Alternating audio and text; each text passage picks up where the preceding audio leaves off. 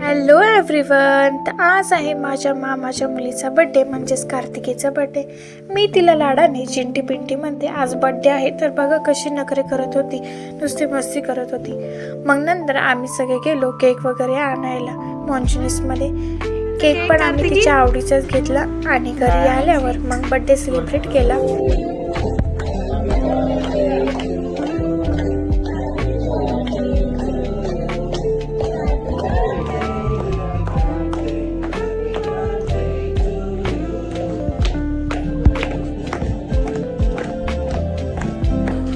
ती सगळ्यांना सांगत होती की मला मेकअप किटचं गिफ्ट पाहिजे, कारण तिला मेकअप करायला खूप आवडतो. मग आम्ही तिला मेकअप किटचं गिफ्ट दिलं आणि ती खूप खुश झाली. बघा तिची चेहऱ्यावरची स्माईल.